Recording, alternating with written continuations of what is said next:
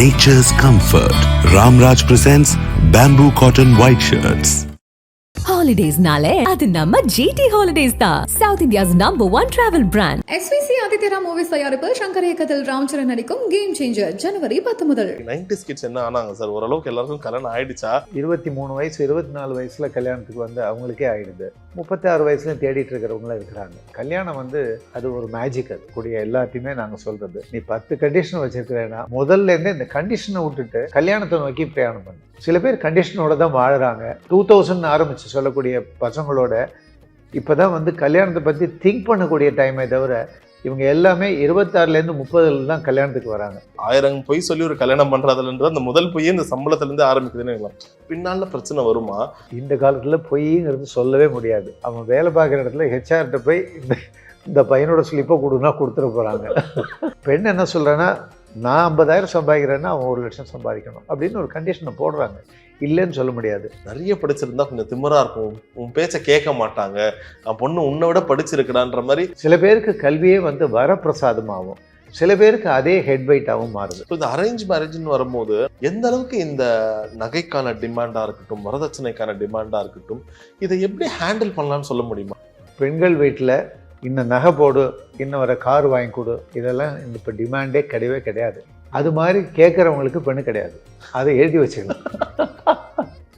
ஆனால் உங்களுடைய பாயிண்ட் எப்படி சார்? வீட்டோட மாப்பிள்ளையா போகிறது எந்த அளவுக்கு ஒரு சரியான தப்பே கிடையாது, தப்பே கிடையாது. நான் இதை கட் பண்ணி நீங்கள் ஒரு கேள்வி கேட்கறதுக்கு முன்னாடி உங்களுக்கு நான் பதில் சொன்ன காரணம் என்னன்னா, தப்பே கிடையாது. அதிகமாக இப்போ கல்யாண மாலைக்கு வர்றது ஆண்களா பெண்களான்னு ஒரு ரேஷியோ எடுத்தா நீங்கள் என்ன சொல்வீங்க? ஒரு 60% ஆண்கள், 40% பெண்கள். பையன் பார்க்க ரொம்ப அழகா இருப்பான், ஆனால் பார்க்க கொஞ்சம் சுமாரான பொண்ணா அமையும். பொண்ணு வந்து ரொம்ப பேரழகா இருப்பாங்க, ஆனால் பையன் கொஞ்சம் சுமாரா இருப்பான். அது எப்பவுமே இந்த ப்ராபபிலிட்டி இப்படி தான் ஒர்க் ஆகுமா? இந்த நீங்கள் சொல்கிற காம்பினேஷனில் வந்து பழைய காலத்தில் ஆச்சு. இந்த காலத்தில் வந்து பசங்க தெளிவாக இருக்கிறாங்க. சரி. ஸோ இன்னொரு பக்கம் சொல்ல போனால் என்ன அவங்க செலக்ட் பண்ணுறாங்களோ அது அவனோட மனசில் உள்ள நல்ல விஷயங்கள் அவளுக்கு பிடிச்சிருக்கும். ஸோ முகத்தை பார்க்க மாட்டான். இல்லை அவளோட அன்பு ரொம்ப பிடிச்சிருக்கும், அப்போ முகம் அவன் கண்ணுக்கே தெரியாது. அப்படி தான் இருக்குமே தவிர. சார் முன்னாடி சொன்ன மாதிரி அந்த ரெசியூமில் எப்படி கல்யாண மாலையில் ஒரு பேர் அவங்க சொல்லிட்டு சாதி தடை இல்லை, இதுவும் அப்படியே காதில் ஒழிச்சிட்டே இருக்கு. இப்போ எந்த அளவுக்கு இந்த காஸ்ட் விஷயம் வந்து அதிகமாக பார்க்குறாங்களா, இல்லை கொஞ்சம் லிபரல் ஆயிருக்கா சார்?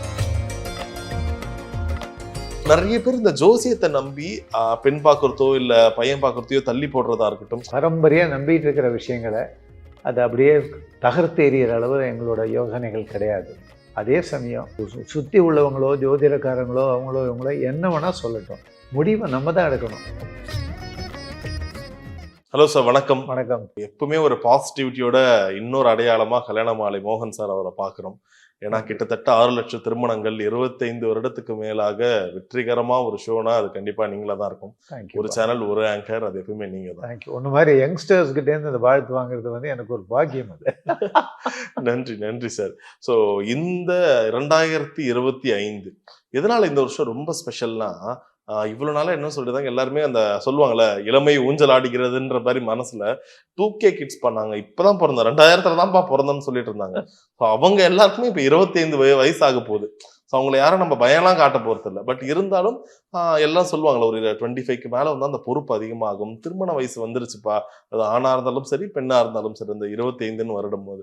ஸோ இத்தனை காலமா 90s கிட்ஸ் கவலைலாம் பட்டுட்டு இருந்தோம். இப்போ அடுத்த 2K கிட்ஸ்க்கும் எப்பப்பா கல்யாணம்ன்ற மாதிரிலாம் பேச்சு வருது.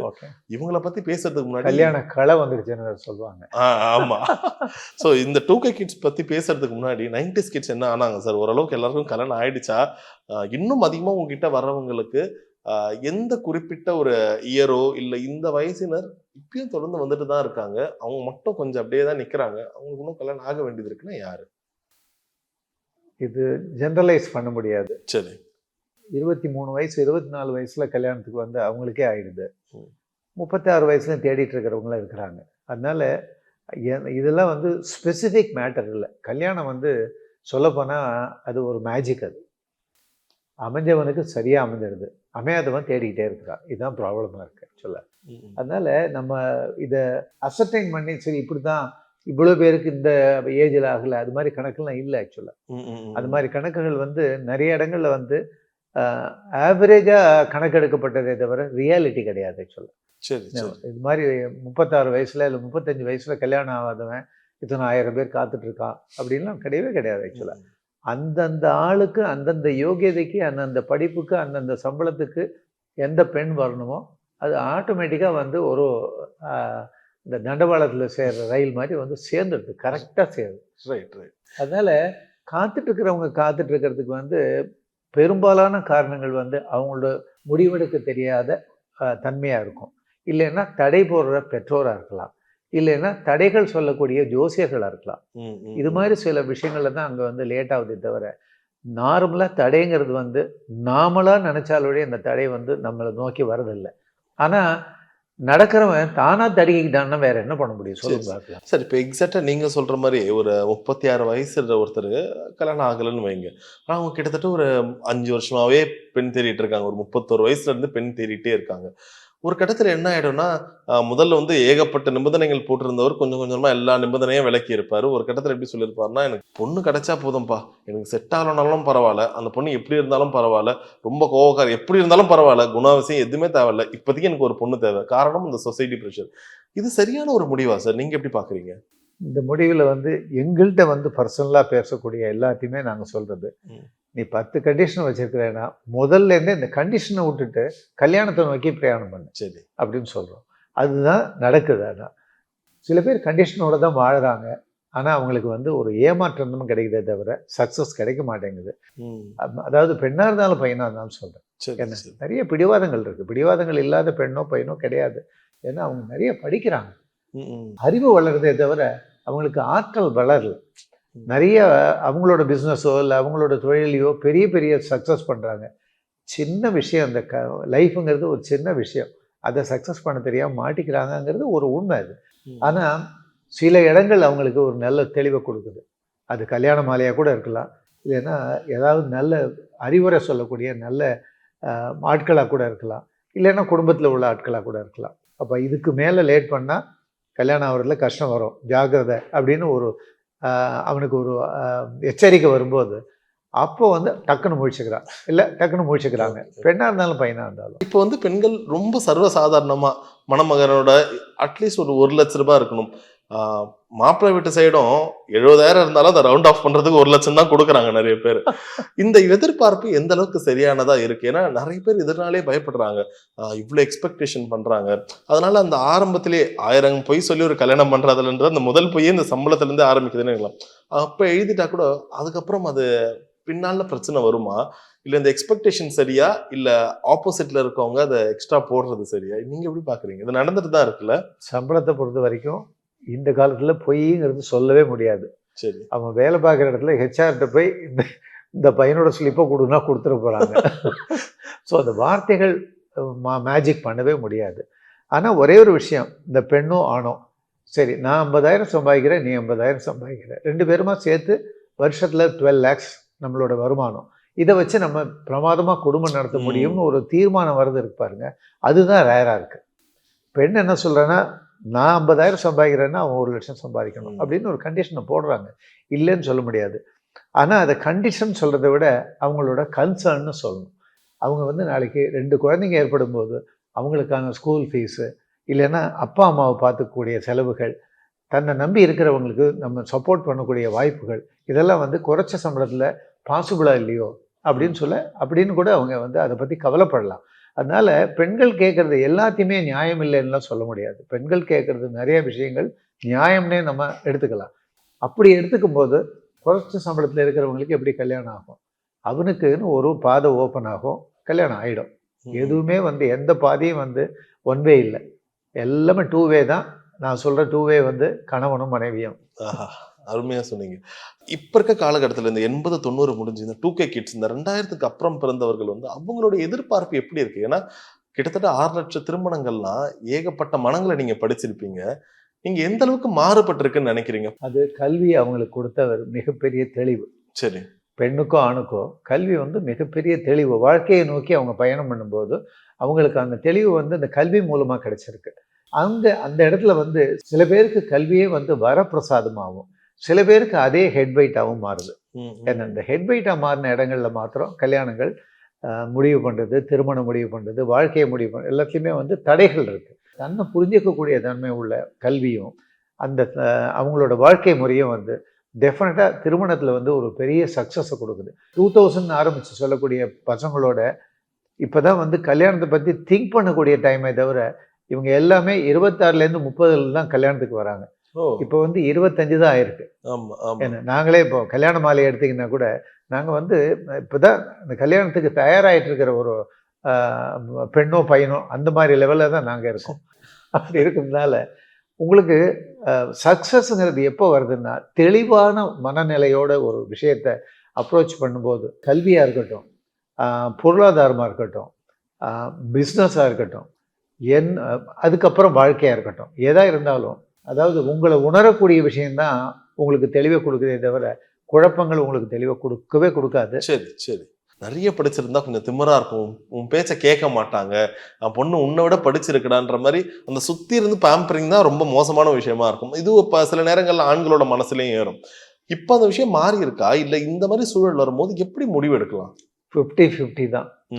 அது மாதிரி ஒரு கால் குறைச்சி படித்த பையன் அவனோட இன்டெலிஜென்ட் வேர்டை வச்சு அந்த பெண்ணை டெஃபினட்டாக எடுத்துட முடியும். அவன் பிஜி படிச்சிருந்தாலும் என்ன படிச்சிருந்தாலும் அவனோட புத்திசாலித்தனத்தால் அந்த பெண்ணை எடுத்துட முடியும் அப்படின்னு ஒரு கேரக்டர் இருக்குது. ஆனால் பெண்களை பொறுத்த வரைக்கும் அந்த ரிசர்வேஷன் இருக்கு தான் இருக்குது. பெண்கள் குடும்பத்தை பொறுத்த வரைக்குமோ கொஞ்சம் தன்னை, அதாவது என் பெண்ணை விட குறைச்சி படித்தவங்களை எடுக்கும்போது எங்கேயாவது ஒரு இடத்துல ஈகோ ப்ராப்ளம் வந்துடுமோ அப்படின்னு பயப்படுறாங்க. அது சில இடங்களில் நியாயம், பல இடங்களில் நியாயமே கிடையாது. அது அவசியமே இல்லை. அன்பு தான் பிரதானமே தவிர இது மீதி எதுவுமே பிரதானம் இல்லைங்கிறது வந்து ப்ரூவன், எல்லா லைஃப்பில் வந்து ப்ரூவ் பண்ணப்பட்ட விஷயம்தான் அது. அதனால் படிப்பு ரைட் ஒரு பேராமீட்டர், ஆனால் அந்த படிப்பு மாத்திரமே எல்லாம் இல்லை. அந்த அந்த அந்த டிஃபரன்ஸ் வந்து நாங்கள் பார்த்துக்கிட்டே தான் இருக்கிறோம். ஸோ இந்த அரேஞ்ச் மேரேஜ்னு வரும்போது நான் இதை ஒரு ஸ்டாட்டிஸ்டிக்ஸாக கேட்கணும்னு ஆசைப்படுறேன்.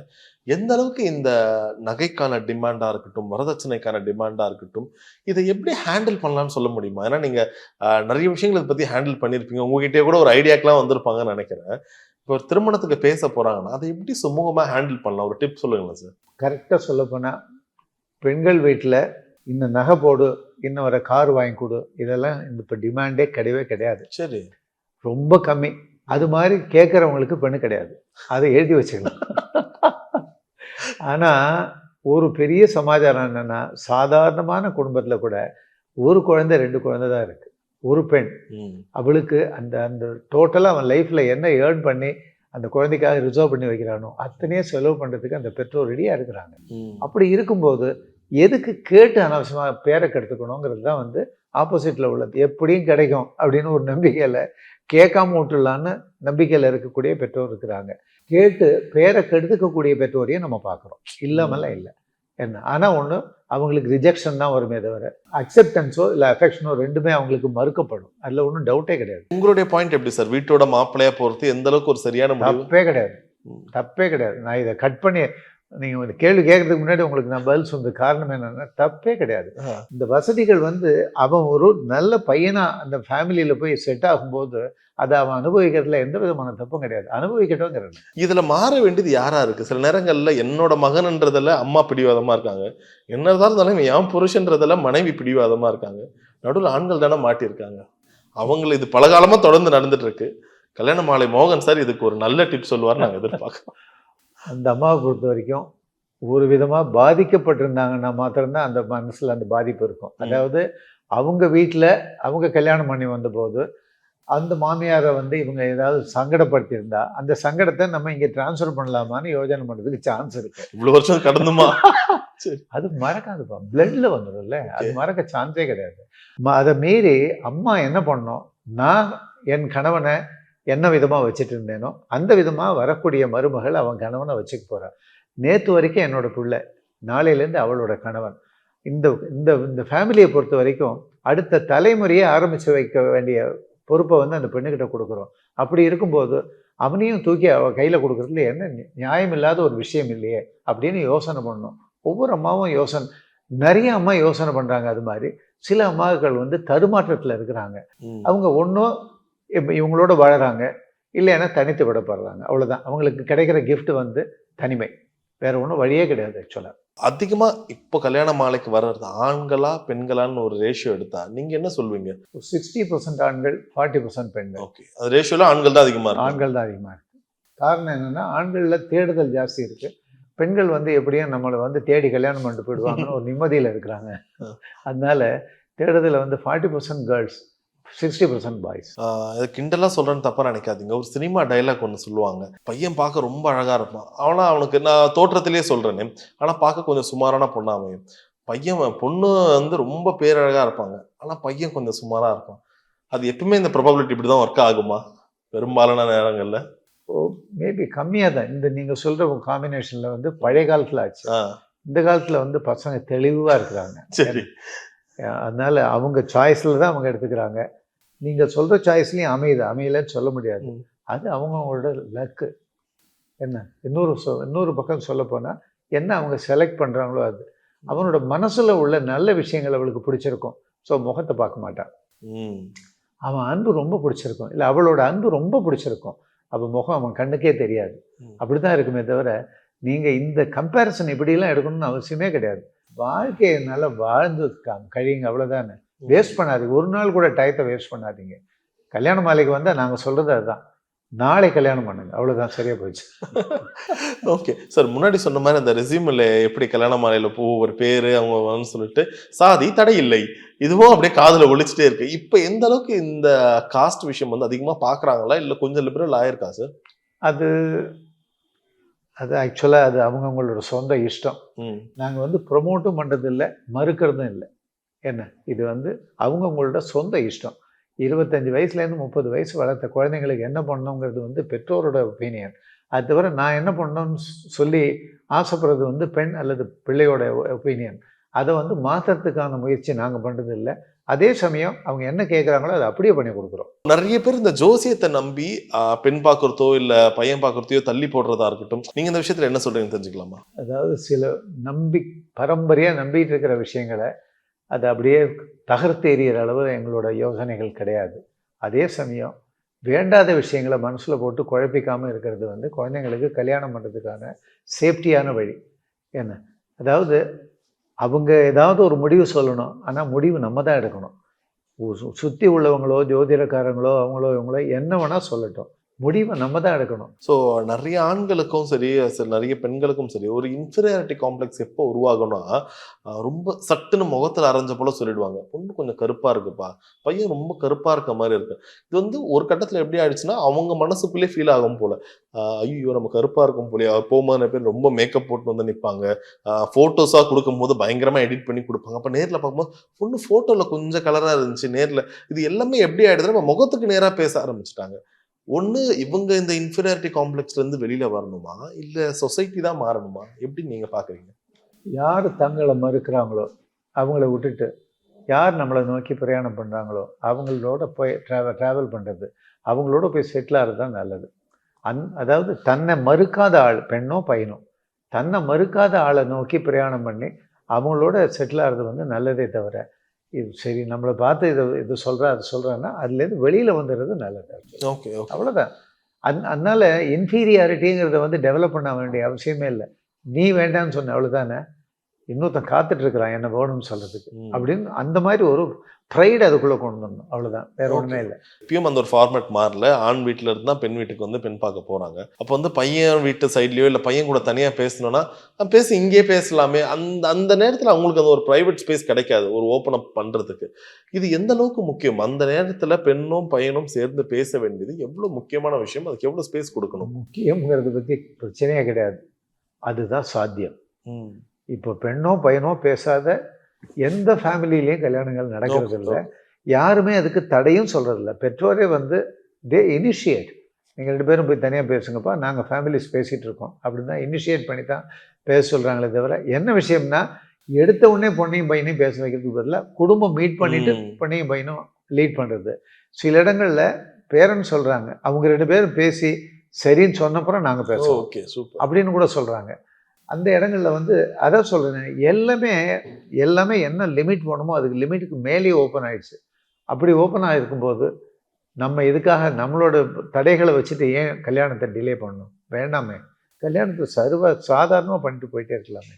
உங்களுக்கு எங்கேயும் தேடி கிடைக்கலன்னாலும் கல்யாணம் மாலைக்கு வாங்க, நாளைக்கு பண்ணி தரேன். ஆஹா சூப்பர் சார். இந்த ஒரு வார்த்தையே 2025 மிகப்பெரிய பாசிட்டிவா மாத்தணும் நம்பிக்கையோட இந்த நேர்காணல் நிறைவு செய்றோம். ஸோ ஃபைனல் கேள்வியா, முன்னாடி ரொம்ப நாளா அந்த ஆட்டோக்கல்ல எழுதி அதுவே மனப்பாடம் ஆயிடுச்சு. பெண்ணின் திருமண வயது 21, ஆணின் திருமண வயது பெரும்பாலும் ஆட்டோல எழுத மாட்டாங்க, ஒரு 26ன்னு வைப்போமே. இப்ப அது எந்த அளவுக்கு மாறி இருக்கு சார்? பெண் 24லேருந்து 26, ஓகே. பையன் 28லேருந்து 30. இது வந்து நியாயமான வாழ்க்கையை ஆரம்பிக்க வேண்டிய, அதுக்கு மேலே லேட் பண்ணக்கூடாத ஒரு விஷயம்னு நாங்கள் நினைக்கிறோம். சூப்பர். என்கிட்டேருந்து கேட்டுட்டு இருக்கிற அத்தனை பேரும் முடிவு அப்படியே பண்ணுங்க. ம். இல்லை எனக்கு வசதி வேணும், எனக்கு இது வேணும், அது வேணும், எதையுமே கேட்காதீங்க. எனக்கு ஒரு நல்ல மனைவி வேணும், எனக்கு ஒரு நல்ல கணவன் வேணும், இது மாத்திரம் கேளுங்க. எல்லாத்தையும் ஓப்பனாக வச்சிருங்க அப்படியே. ஆஹா அருமை, ரொம்ப அழகா சொன்னீங்க சார். ஸோ இந்த வார்த்தையோட ரொம்ப பிரகாசமா இந்த 2025 ஆரம்பிக்கணும். ஸோ 6 லட்சம் திருமணங்களுக்கு மேல வெற்றிகரமா நடத்தியிருக்காங்க கல்யாண மாலை மூலமா. இன்னும் பல லட்சம் பேர் உங்களுக்காக காத்துட்டு இருக்காங்க சார். இன்னும் சில இந்த 90s கிட்ஸ்லாம் கொஞ்சம் பாக்கி இருக்கு, அவங்களெல்லாம் அப்படியே முடிச்சுட்டு அடுத்தது இந்த 2K கிட்ஸ்க்கு நீங்க வந்தீங்கன்னா இந்த வருஷம் ரொம்ப நாங்கள் சந்தோஷமா 10 இருக்கும். லட்சம் இந்த வருஷம் நாங்கள் 10 லட்சம் மேரேஜ் பண்ணணும்னு ஒரு இது வச்சிருக்கிறோம். Fantastic. ஒரு டார்கெட் ஒன்று வச்சுருக்கிறோம். 10 லட்சத்தை கடந்து போகணும்னு ஒரு டார்கெட் வச்சுருக்கிறோம். என்ன விஷயம், நிறைய பெற்றோரோ, பெண்ணு தேடிட்டு இருக்கிற பையனோ, பையன் தேடிட்டு இருக்கிற பெண்ணோ கொஞ்சம் ஒத்துழைங்க. வேற ஒன்றுமே இல்லை. உங்கள் கல்யாணம் நாளைக்கு நடக்கும், கவலையே பட வேண்டாம். Super super fantastic sir. உங்க நேரத்துக்கு மிகப்பெரிய நன்றி. Thank you sir. நேயர்களுக்கு நன்றி. ஆக்சுவலாக தேங்க்யூ. எல்லோருக்கும் இனிய புத்தாண்டு நல்வாழ்த்துக்கள். Thank you sir. Happy new year sir. Nature's comfort. Ramraj presents bamboo cotton white shirts. ஹாலிடேஸ்னாலே அது நம்ம GT ஹாலிடேஸ் தான். South India's number 1 travel brand. SVC ஆதித்யரா மூவிஸ் தயாரிப்பில் சங்கர் இயக்கத்தில் ராம் சரண் நடிக்கும் கேம் சேஞ்சர் ஜனவரி 10 முதல்.